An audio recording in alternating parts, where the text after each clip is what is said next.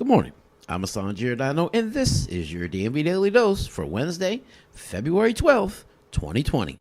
It's currently partly cloudy and 39 degrees in Baltimore. Expect cloudy skies starting in the morning and rain tonight with mixed conditions for the rest of the day.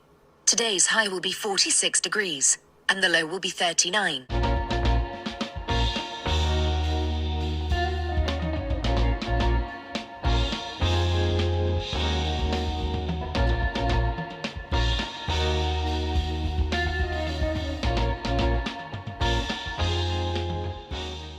The 200th victory for Mark Turgeon as coach of the Maryland men's basketball team didn't start out like many of his squad's games this season. There was no head-scratching slow start, no double-digit comeback. Instead, it was Maryland who nearly blew a 14-point lead before holding off Nebraska's second-half run.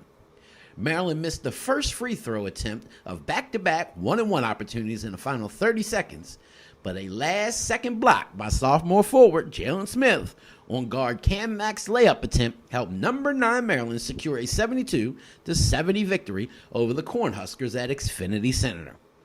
Smith, 16 points and 12 rebounds, and senior guard Anthony Cohen Jr., who had 13 points and 10 assists, were joined with freshman forward Dante Scott, who had 10 points and 10 rebounds, all recorded double-doubles as the Terps picked up their 7th straight victory and remained undefeated 14-0 at home.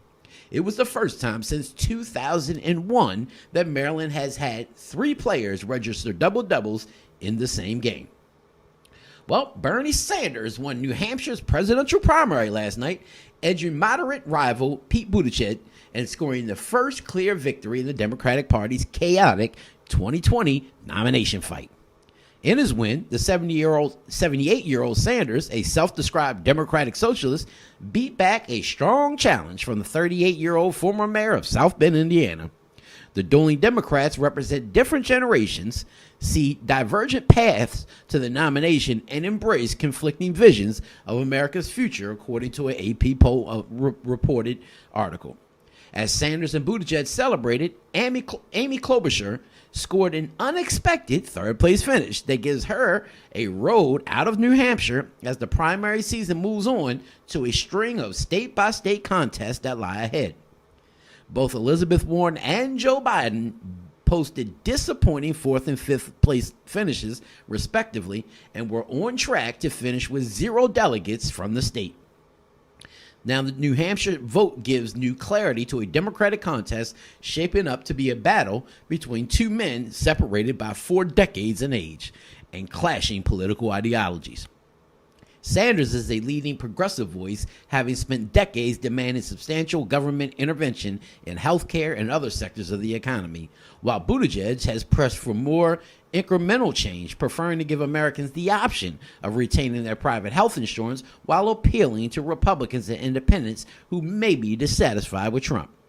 Both men have strengths heading into the next phase of the campaign, yet they face very different political challenges. Now, while Warren made clear she will remain in the race, Sanders is well-financed and he has an ardent army of supporters, and he has such cemented his status as the clear leader of the progressive wing of the party. Meanwhile, Buttigieg must prove he can attract support from voters of color who are critical to winning the nomination. And unlike Sanders, he still has multiple rivals in his own ideological wing of the party to contend with. They include Klobuchar, whose standout debate performance led to a late surge in New Hampshire and a growing national following.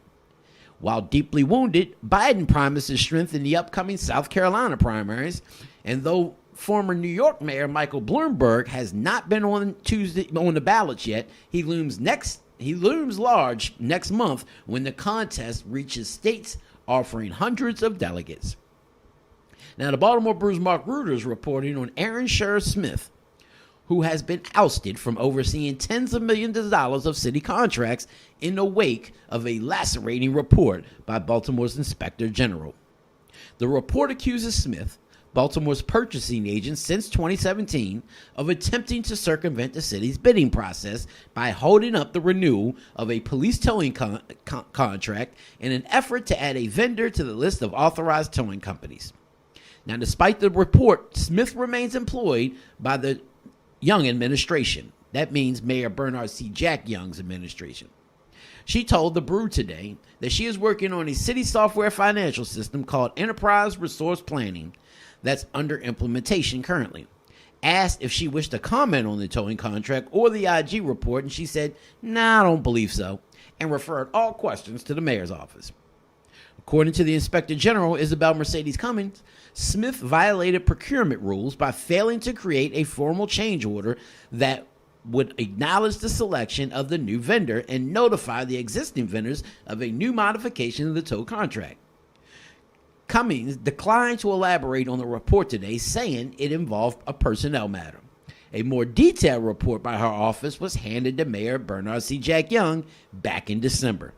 The single-page public synopsis says that the towing contract had expired last August 31st, but that Smith waited several weeks to request a contract extension, which resulted in 5 towing companies forced to work for the city for nearly 2 months without pay. Now, the IG report was posted online on Friday, January 31st, but on Monday, February 3rd, Smith was replaced by Keisha Brown, who is now the acting purchasing agent. In an automatic email response, Smith said that she had been assigned to special ERP projects and will no longer be available for assistance with Bureau of Procurement matters. The Baltimore City Council advanced 4 bills on Monday night intended to improve accountability and transparency. Councilman Bill Henry from the 4th Councilmatic District introduced 3 bills, 2 of which begin the process of amending the city charter. One would reduce the size of the council, another would give subpoena power to the city auditor. The third asked the state to allow the city to introduce open primaries or ranked choice voting. Henry wants to reduce the legislative body to 6 single-member districts with 3 at-large representatives. Now, on Tuesday night, Councilman Henry, along with his colleague Mary Pat Clark, and Council President Brandon Scott, along with political professor Matthew Crenson, and former mayors Kurt Schmoke and Sheila Dixon, joined a panel at the University of Baltimore to discuss the city charter amendments currently before the council and those that had previously been passed or those that had failed in an effort to better understand and reform city government. Discussing the most critical controls of local government, this group spoke to students, political junkies, and enthusiasts alike about the city's political history, its aging and somewhat outdated charter, and the functions that helped fail city government and its citizens over the past few years that allow for officials, such as former disgraced Mayor Catherine Pugh, to do what they did and there not be a viable way to remove the city's mayor or any other elected official.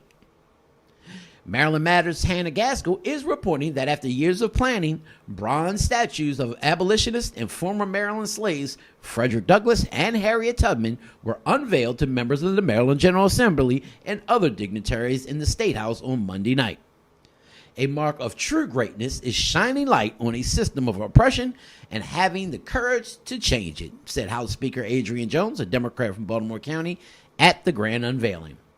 She goes on to say that the statues are a reminder that our laws aren't always right or just, but there's always room for improvement. Now, the 500-pound bronze sculptures that now grace the old House chamber stand life-size, with Douglas's depicted at 46 years old, standing at 6 feet, and Tubman at 42 years old, just under 5 feet.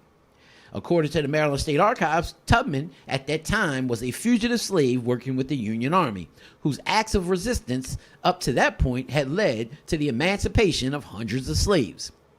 Douglas delivered a speech in Baltimore a little over 2 weeks after its ratification, but had not been in the state since he fled captivity in 1838.